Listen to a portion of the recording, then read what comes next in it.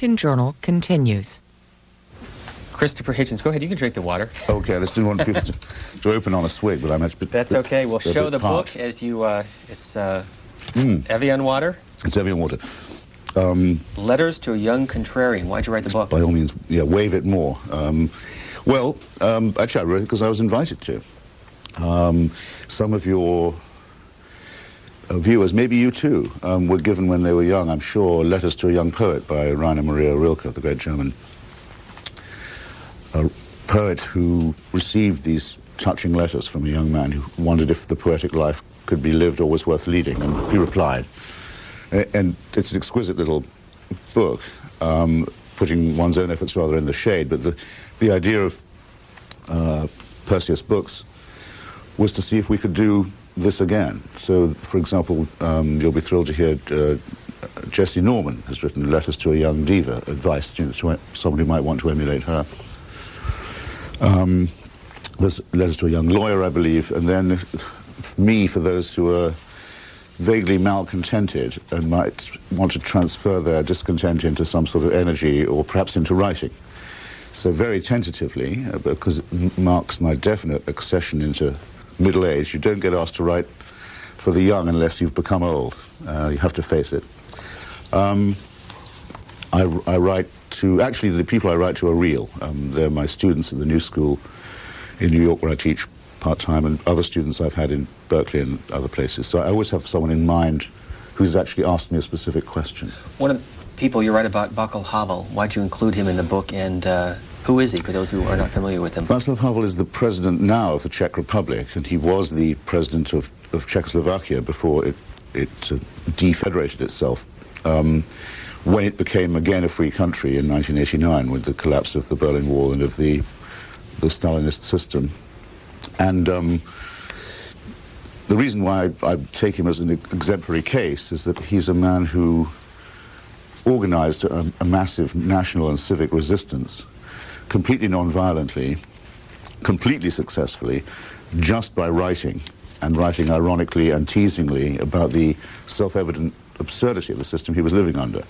And incredibly, it just fell down, and it was brought down basically, I mean, it's exaggerating slightly, and it's a vaguely romantic way of putting it, but it's not really untrue. It was brought down by poets, playwrights, and essayists, and authors. So the way that he lived that life and made words into weapons has always struck me as an absolute fabulous 20th century story.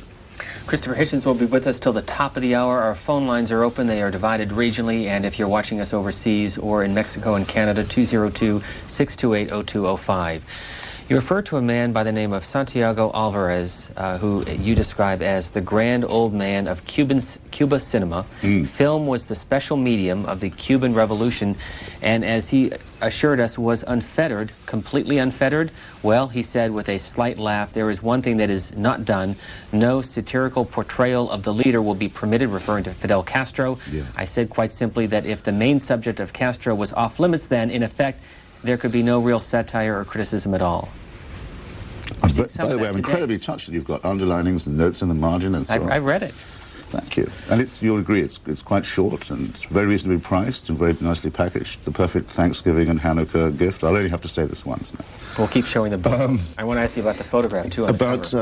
Yes, Santiago Alvarez, who I believe is still with us, was the author of a lot of very punchy, colorful, polemical Cuban films in the early 60s, the time when Cuba was considered a very exciting place, and not just on the left, and where a large number of very, very good film directors were then more or less free to work. Anyway, I went to Cuba in 1968 as a young leftist, and I was very interested to see if their claim was true. The Cuban claim was, our revolution is not going to be like Mao Zedong or Stalin, it's going to be different. It won't end up a kind of grey, conformist regime. So a lot of us were excited and thought this could be true. And what I'm writing about here for my younger audience is, what to do when you encounter disillusionment in a sense. I was very thrilled to be invited to a seminar with Santiago Alvarez, whose films I'd seen. And I said, well, talk more about it, and then he said, well, we're very free here, it was very unfettered. There's only one limitation, you don't make jokes about the leader. And I said, well, Mr. Castro seems to be a kind of big factor in this revolution, so if you're leaving him out, he's off limits. That's not a detail, is it? And people began to look at me as if I was being uncooperative or disloyal. And it was a sort of early warning to me. Because unfortunately now, I mean, the Cuban cinema, there is still a Havana Film Festival. People do still go to it.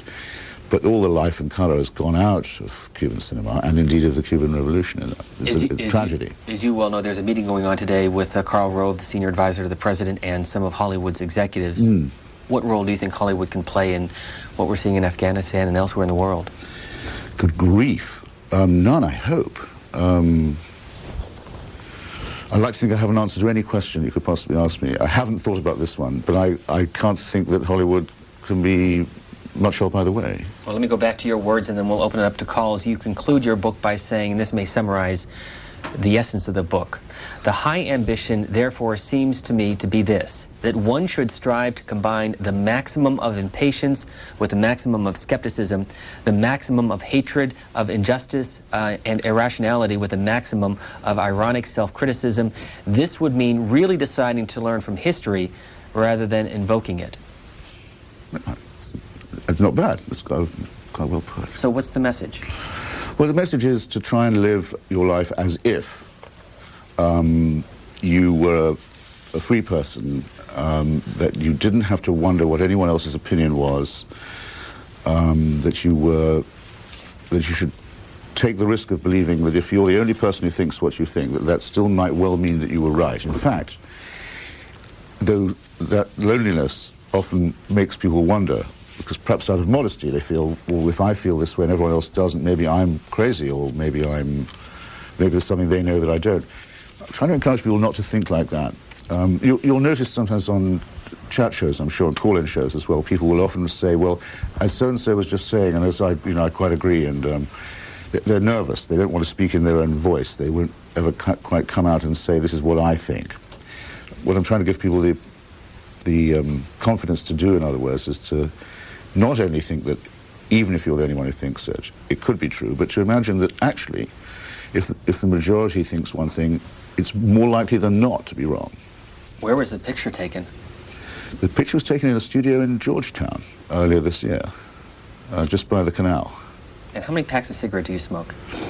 It's a shameful admission. It depends on how long the day is, really. I mean, if I have a long day, I can go to 3 packs, which is, it'll kill me. I don't put advice to the young of any other kind in my book, but if there's anyone watching who is young, who does smoke, if they can stop now, they really ought to try. Would you if you could? Have Sure, you tried to quit? I would. I think temperamentally, probably I'm meant to do it. I mean, some people are, and some writers, I think, have a relationship with both alcohol and nicotine that's creative destructive, but it's somehow, it's part of one's curse. I'm one of those. I can also handle it, but anyway, I mean, we mustn't get too pious and depressing on a Sunday morning, but if anyone's thinking of taking it up, definitely don't. Detroit, good morning for Christopher Hitchens. Good morning. Good morning. Hi. I have a son who I spent an hour on the phone with yesterday arguing about what's going to happen to the world, and he is probably personifying a lot of that last paragraph. Oh. And I wanted to know, really get onto this. He says that the crux of the situation is that no one has any ethics anymore, and that evil is going to beat good, and no matter how much we try, although he's very much in favor of fighting injustice and inequality and a very liberal person, he's got a real defeatist attitude right now. He's 23, he's in medical school, and I think he kind of personifies the younger generation right now, and I'm very worried. Well, don't give up. Don't give up so easily, for one thing, and for sure don't give up on your own son. Let me see if I can encourage him, and perhaps you. I'm presuming that by evil and good you're referring to the current clash, okay? I'll make that assumption. This may sound awful, but I found a certain sense of exhilaration on September the 11th, which has not left me since. I thought, now